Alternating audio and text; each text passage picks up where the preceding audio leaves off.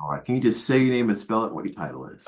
Chad Westerland, ChadWesterland, and I'm Associate Professor of Political Science in the School of Government and Public Policy at the University of Arizona. All right. So the Supreme Court granted a GOP bid to require citizenship proof for some Arizona voters. So it's kind of a mixed bag, I guess people are saying. Can you explain what happened? Yeah, so there's a 2022 Arizona law that was passed that was pretty sweeping in terms of the requirements, not just for rote registration, but for actual voting. That law was put on hold by the federal district court, and it's been sort of so it hasn't been enforced up to this point. There's been some lower court decisions that have gone in different directions with different parts of the law.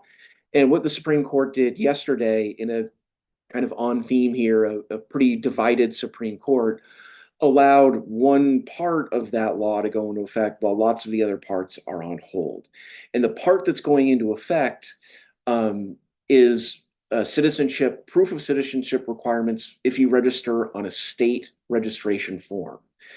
And what makes this even more confusing is there's two ways you can register to vote. There's a national form, a federally not mandated, but a federally acceptable voter registration form, and a state form. And the state form and the federal form were the same until yesterday. And what's different now, the state forms, which all need to be corrected, like as of yesterday, they have incorrect information on them, because what now is allowed as of yesterday is that the state can require citizenship, proof of citizenship to register using the state form. Now, and again, to make it even stranger, I guess, you can still register using the federal form, right? So the proof of citizenship is not required with the federal form. It's just you essentially swear that you are an eligible voter and a U.S. citizen by penalty of perjury. That's still how it works for the federal form, which is still exactly how somebody could register today. But if you register using the state form, you have to have proof of citizenship, passport, birth certificate, that kind of thing.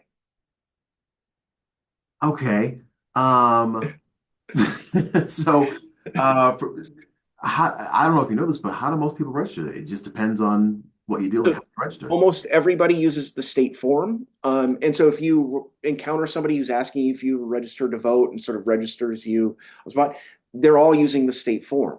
And it never mattered before, right? Like it was just either it didn't matter which one you use, so you use the state form. They're kind of easier, available from Secretary of State, all those things. So if somebody is organizing and trying to help people register to vote, uh, and again, so if you think about like the requirements that, hey, if you now someone encounters you when you're out shopping and asks you if you're registered to vote and you want to register using that method, if you're using the state form, you need a passport on you or a birth certificate, which aren't things that people usually carry on them. So organizers can shift their focus to having the national forms with them instead.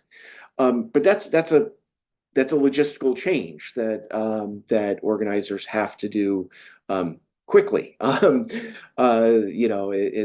has to happen pretty fast. If because again, and this is just speaking to the kind of the outreach of trying to kind of encounter people out in public and getting them to register to vote.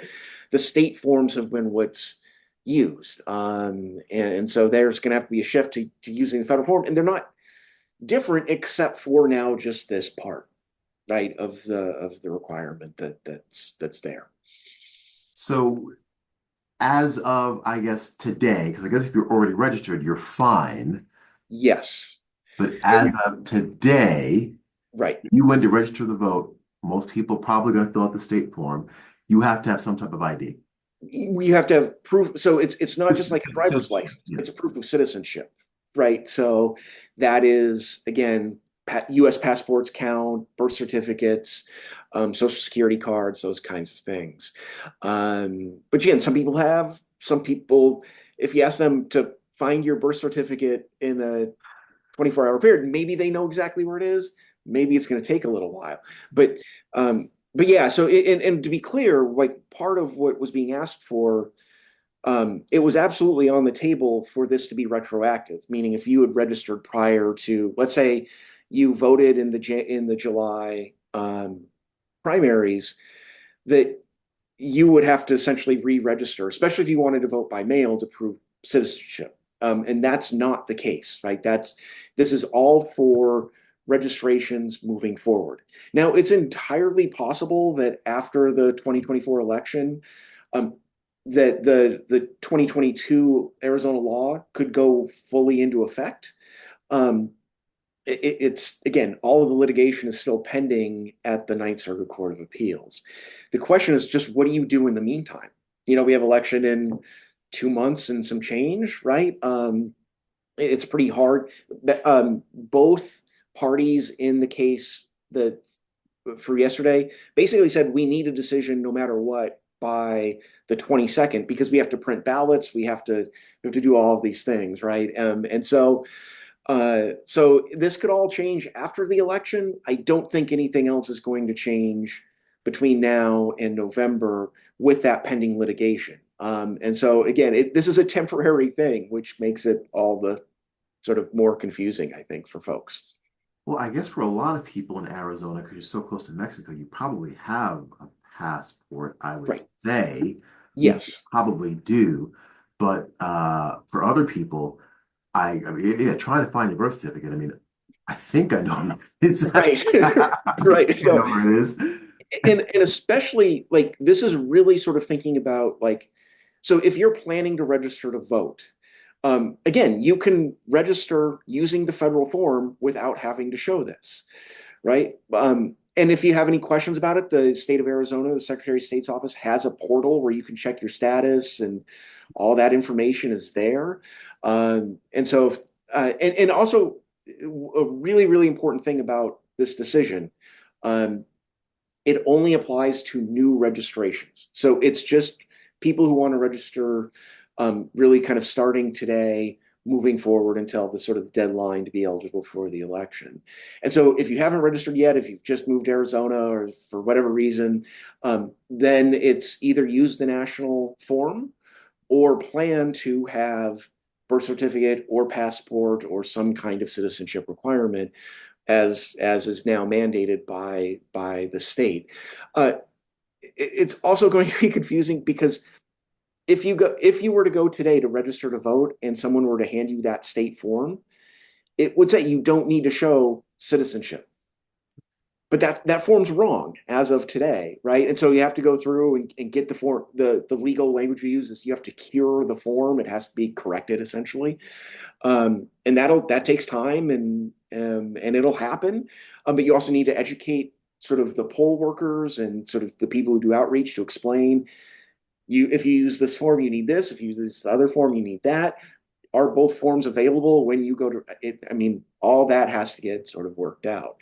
But and again, I want to be really clear about this in a case and sort of area that's not particularly clear.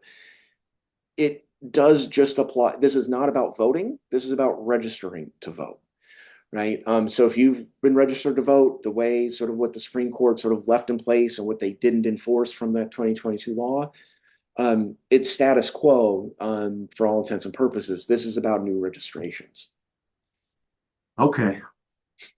Thank you, sir. No, but I think it's good. We're going to put this out there so people can kind of get an idea of, okay, what exactly does this mean? You know what I mean? Yeah. So I think it's great for people to hear the whole thing. Yeah, and it's hard. And I will say the other thing that's kind of underlying this is the timing. The Supreme Court has its own kind of rules that it sometimes follows about not making changes to election administration prior to an election.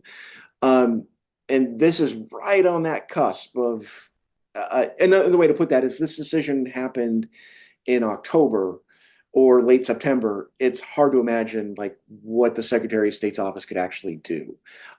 This is really sort of right on the end. And so another way to put that is it's unlikely to see any more sort of legal changes between now and November. Sir, thank you so much for your time. It was great No talking. problem. Eric's Yeah. correct. No, I hope it helps. And if any follow up would be useful, just give me a heads up. All right. Thanks. I appreciate it.